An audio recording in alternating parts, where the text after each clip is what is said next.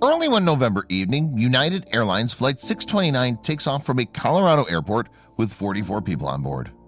Then, just 11 minutes into the journey, disaster strikes. The airplane bursts into flames, sending burning debris tumbling to the ground below. And more heartbreaking still, no one manages to escape from the blaze and the subsequent crash with their life. But when investigators take a closer look at the wreckage of the craft, they discover something suspicious in a victim's purse. Something, in fact, that may just explain how this tragedy came to pass.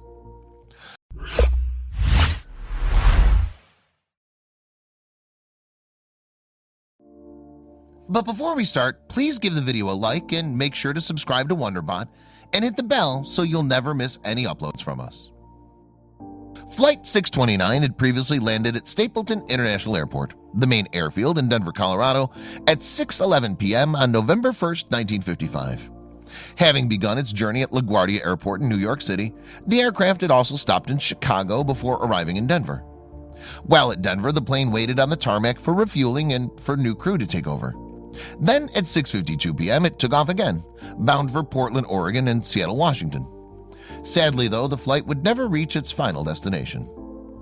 Just after 7 p.m., you see, Flight 629 crashed at a farm outside the Colorado city of Longmont. And from the very next day, representatives from both United Airlines and the Civil Aeronautics Board interviewed witnesses to try to uncover why the plane had gone down. Perhaps nothing could have prepared them, though, for the shocking climax to this particular case. Over the course of 3 days, interviewers spoke to some 200 residents who lived within 140 square miles of the crash. Of these individuals, however, less than 40 gave testimony that was deemed to be useful. And in order to further dig up useful information as to the cause of the incident, agents from the FBI therefore joined forces with the Civil Aeronautics Board. Then, as they combed through the wreckage of Flight 629, investigators made some unusual observations. For starters, they noted that the tail of the plane had been cleanly severed from the rest of the fuselage. Indeed, in the FBI's own words, this section of the craft seemed as though it was cut with a knife. That wasn't all either. Bizarrely, the tail had come to a rest a full mile and a half from the nose and engines. Interestingly, both the nose and tail of the plane had also remained in almost pristine condition. The middle part of the fuselage, by contrast, had been devastated. And as they looked around, officials discovered pieces of that fuselage scattered across a wide area. But that wasn't the only strange thing about the crash of Flight 629. For 5 days, experts combed the wreckage in an attempt to determine the cause of the disaster. They eventually concluded, however, that there was no evidence to suggest a plane malfunction of any kind. And on November 7th, the Civil Aeronautics Board officially announced its shocking conclusion. Flight 629 had been deliberately sabotaged. Then, the very next day, the FBI launched a criminal investigation into the crash. And after gathering the testimonies of eyewitnesses, agents subsequently began to piece together a timeline of what had happened to the fateful flight. Apparently, as late as 6:56 p.m., the aircraft had sent a transmission confirming that the flight was proceeding as planned. Soon enough, though, things went wrong. And on the ground, residents living near Longmont were witness to some terrible scenes. We heard a big explosion. It sounded like a big bomb went off. And I ran out and I saw a big fire right over the cattle corral. Conrad Hopp told the New York Times in November 1955. I hollered back to my wife that she'd better call the fire department and ambulance because a plane was going to crash. Then I turned around and it blew up in the air. Eventually, investigators were able to determine that Flight 629 had exploded in midair. And even though the craft hadn't shown any previous signs of distress, it had apparently detonated with some force. According to witnesses, the incident was immediately followed by streamers of fire falling from the plane. Bystanders additionally reported seeing a flare ignite from the plane. Then, after the craft tumbled to the ground, another explosion occurred, one that was likely caused by the fuel tanks blowing up. And at the same time, an air traffic controller at Stapleton Airport spotted two strange lights in the sky. So after analyzing the witness reports, investigators finally announced the official version of events. At 7:03 p.m. on November 1st, Flight 629 had exploded some 8 miles to the east of Longmont. Afterwards, the plane had plummeted almost 11,000 feet to the ground, ending up in a fireball that nobody could survive. Yes, although rescuers soon arrived at the scene, there was little that could be done for the 39 passengers and 5 crew members. and following the incident, the victims' bodies were all taken to a temporary morgue at Greeley, Colorado, where the FBI began the heartbreaking task of identification. Almost immediately after the crash, 9 of the 44 bodies were identified and removed from the morgue. The process of putting names to the other victims proved more difficult, however, leading the FBI to conduct fingerprint tests in its search for answers. Then when the results came back, agents found that 21 of the deceased were actually already on the record. Yes, while fingerprinting was not commonly used in the 1950s as it is today, there were still a number of occasions in which individuals were obliged to commit these details to record. For example, as 6 victims that all once had jobs at defense plants during World War II, their prints were already in the FBI's file. 5 other sets of prints were on file meanwhile, as the people whom they belonged to had previously served with the United States Armed Services. Another 2 victims had been employees of the U.S. government, while one Canadian couple had had their prints on record because they'd applied for naturalization the previous year. On top of that, a further individual was identified because he'd requested that the government keep a record of his prints. Investigators were also able to identify all 5 crew members through fingerprints kept on file by United Airlines. And while there were still 14 victims that could not be named, relatives came forward to claim some of the men and women as the days progressed. Personal items that had been recovered from the wreck were matched to the victims too. Ultimately, then, the investigators identified every victim of the tragedy. The youngest had been a boy who was aged just 13 months old, while the oldest had been an 81-year-old woman named Leela McLean. But what or who was to blame for their senseless deaths? In their attempt to get to the truth, the experts began poring over every inch of the wreckage of Flight 629. Piece by piece, the fragments of the craft were taken to Stapleton Airport, where it was reassembled in a warehouse that was kept under guard.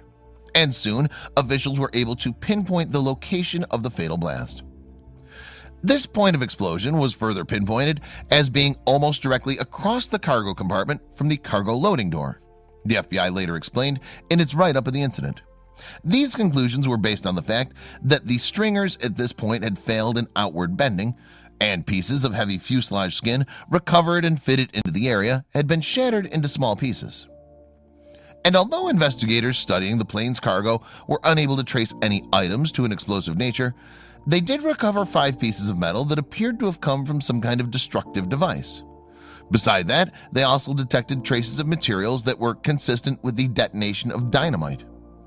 So with human error ruled out and no cargo identifiable as the source of the blast, the authorities began to look for another explanation. Had someone intentionally smuggled an explosive device on board? And if so, who had been the target?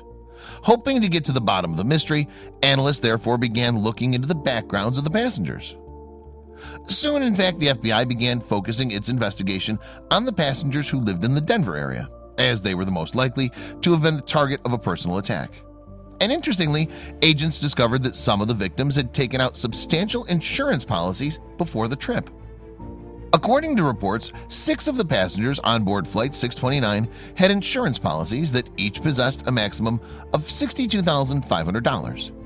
Meanwhile, 4 were each insured up to $50,000, and an additional 2 were each insured up to $37,500. Then investigators discovered a third $37,500 policy that had been taken against the life of Mrs. Daisy E. King. And this, as it happens, would prove crucial to the case. The 53-year-old King had been on her way to visit her daughter in Alaska when she had perished in the crash. However, unlike some of the other passengers, she'd left little trace of her fateful journey behind. In fact, only fragments of the suitcase that she'd brought on board were subsequently discovered, suggesting perhaps that her luggage had been near the explosion. King's handbag was a different story, though. Indeed, as they picked through the items inside, investigators were able to piece together many pieces of the tragic woman's life. Within the purse, there was $1,000 worth of traveler's checks, for example, along with a checkbook, a receipt for some rented secure storage, and 2 keys. But the real breakthrough came when the authorities discovered multiple newspaper clippings and letters inside King's bag. Apparently, these covered the exploits of John Jack Gilbert Graham, who was King's son from a previous marriage. And according to the reports, Graham was a criminal suspected of forgery and wanted in Denver County since 1951.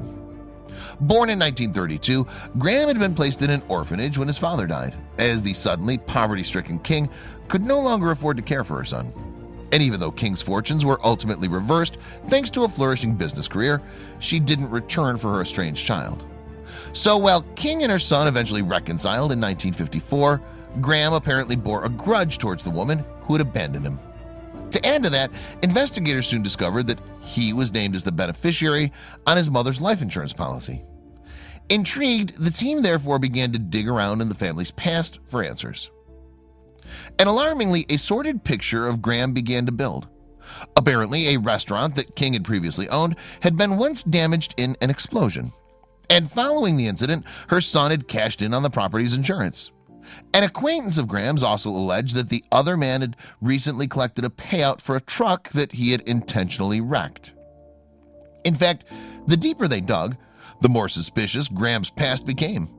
According to records, he'd been working as a payroll clerk in Denver back in 1951 and had subsequently gone on the run after forging checks to the value of $4,200.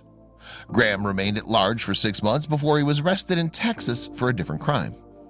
Then, after completing a 60-day sentence for smuggling whiskey, Graham was released to face the forgery crime, for which he ultimately received 5 years probation. At the time, however, court records showed that the young man had had a troubled past and was not aware that he'd committed a serious crime. And for a while at least, it seemed as though Graham really had reformed. Graham went on to find work as a mechanic, in any case, and started a family with his wife. But had he really changed for the better? Well, on November 10, 1955, investigators conducted their first interview with King's bereaved son. And at first, he seemed happy to discuss his mother and the events surrounding the crash. Soon, though, Graham's story began to unravel. You see, while he had told the authorities that King had been responsible for packing her own bags, his wife Gloria confessed otherwise. Instead, she claimed that she'd seen Graham preparing a package for his mother on the morning of November 1st. So, with suspicion mounting over Graham, investigators conducted a search of his home, and one that ultimately proved fruitful. In the garage, agents found bomb-making supplies that matched those recovered from the wreckage of Flight 629. More life insurance policies were also dug up, and in total these were worth a small fortune, although they'd not been signed. In the face of this overwhelming evidence then, Graham confessed. Apparently, he had hidden dynamite within a small suitcase and then given the bomb to his unsuspecting mother to take on board. However, when the suspect finally appeared in court under charges of murder, he attempted to argue an insanity defense, and this led to him being sent to a psychiatric hospital for evaluation. And while Graham was being interviewed at the facility, his case took a bizarre twist. Reportedly, he told psychiatrists that his confession had been inspired by a photograph on the FBI office wall. This image, he claimed, showed explosives being dug up in the Second World War, and it had motivated him in turn to invent the dynamite story. Ultimately, Graham's plan did not work, and the psychiatrist deemed him sane. The suspect was therefore sent back to jail, where he attempted to take his own life. Nevertheless, Graham survived and went on to reiterate that he'd murdered his mother. And although he was aware of the innocent victims who'd been caught up in his vendetta, he was said to have showed little remorse about their deaths. Graham was subsequently convicted of King's murder and executed on January 11, 1957. But as it turned out, the criminal's actions had consequences far beyond his own death. At the time of the crash, you see, there was no measure in place that made it illegal to bomb an aircraft. 8 months after the tragedy, then, President Dwight Eisenhower signed a new bill specifying that attacks on commercial airliners were, of course, against the law. And so the legislation remains as the strange legacy of a family feud that got way out of hand.